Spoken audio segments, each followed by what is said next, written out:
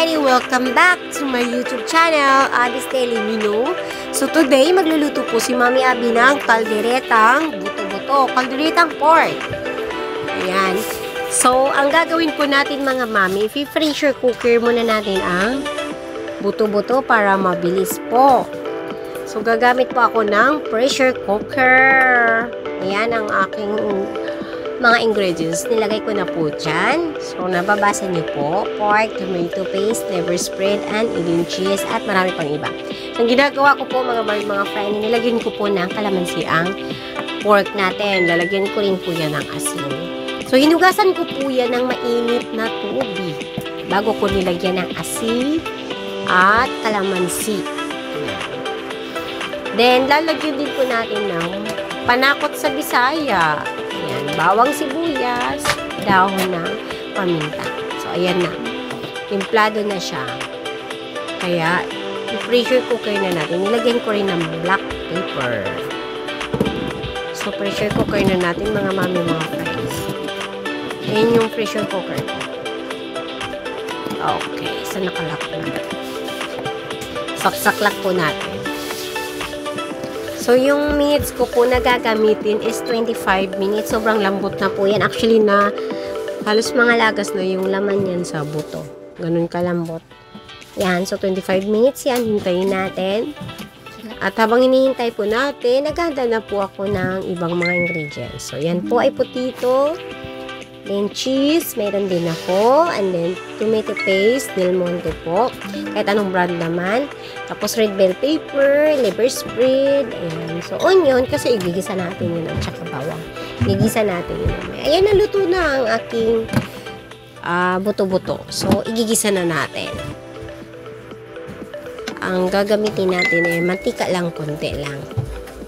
So, gisa na natin yung bawang at sibuyas. So, yan, bawang. Gamitan po natin ng bawang. Sunod na po natin ang ating onions o sibuyas. Saglit lang mga friend. Alisin ko lang. Kailangan mag-turn to brown yung ating bawang. So, yan, sibuyas. Nalagay po natin. Wait lang. Tapos, sunod na natin ngayon ang ating pork. Hindi ko pa yun na kasi medyo na tuyuan yung aking pork. Ayan, at saka konti lang yung sabaw ng aking pork. Iano muna pala natin mga mami. Una muna natin pala ang potato bago ang pork. Ayan, kalimutan ko po.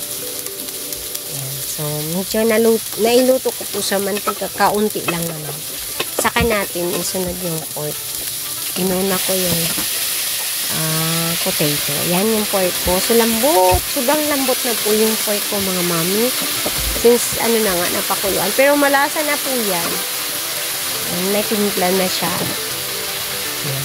So, kung gusto niyo po ng mas masarap pa o malasa talaga ang kaldereta, pwede po kayong gumamit ng pork cubes. Optional lang naman yan sa mga kung ayaw nyo po mga healthy conscious. So, pwede kayong gumamit ng asukal lang. Dagdagan nyo po konti para masarap-sarap o kaya oyster soy sauce. Ayan. So, dinagdagan ko ng tubig since kulang ng water ang ating kaldereta. So, mamaya-maya, dadagdag na natin ang ating tomato sauce. Papalambutin muna natin yung potato ko kasi luto naman yung karne ko Luto na yung pork ko, yung buto-buto ko, lutong-luto na yan. Actually, nangalagas na nga yung laman yan Yan. So, sunod na natin yung liver spread. Actually, yung liver spread pala mga mami, pwede pong habang pinakuluan nyo po yung buto-buto o pinalambot o pinipressure cooker nyo po, pwede nyo pong doon ilalagay yung liver spread. Actually, ngayon lang ako nagpahuli ng liver spread kasi madalas ang luto ko po ay sinasabay ko yan sa pag-pressure cooker ang liver spread. Tapos, madamihan ko lang ng tubig. Ngayon, nag-try lang ako na ipanghuli ang liver spread po. Ayan. Nang nagdadagdag din siya ng sarap, yung ano. Kaso yung mayroon siyang amoy, nangingibabaw yung amoy ng liver spread. Ayan. So, pinakuluan ko lang yung potato. Pag medyo malambot na, yan, sunod na po natin yung ating panimpla na tomato paste po. Ayan. Tinitingnan ko po kung ako'y na. So, yan, lalagay ko na ang aking tomato paste. Since medyo malambot-labot konti na ang aking potato. Ayan. Sobrang lambot na rin ang aking pork. Ayan. Wait lang mga mami ha. Kasi kailangan walang maiwan. Pigang-piga talaga. Pisil na pisil ko yung sachet. Ayan.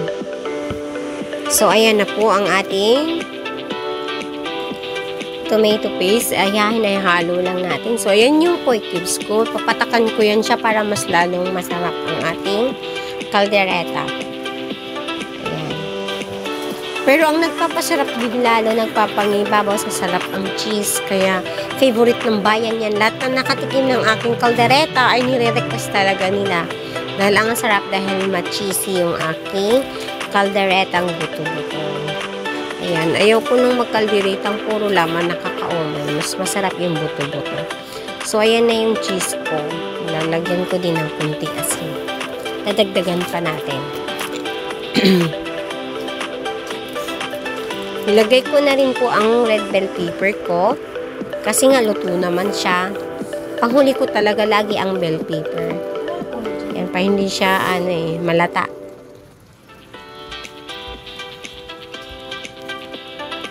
So, kuha lang ayon cheese ko po. Lalagay ko ito.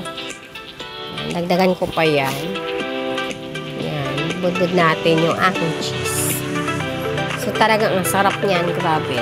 Panimpla ko yung cheese. Sunod ko pong ipapakita mga mami after dito. Yung seafoods naman. Nilalagyan ko din po ng cheese. Ang sarap cheesy na seafoods.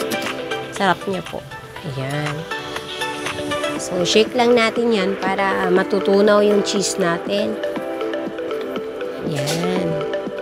Yan na. Ang sarap-sarap na po. Sobrang sarap niya mga mami, mga friend. Nagdagan ko konting black pepper.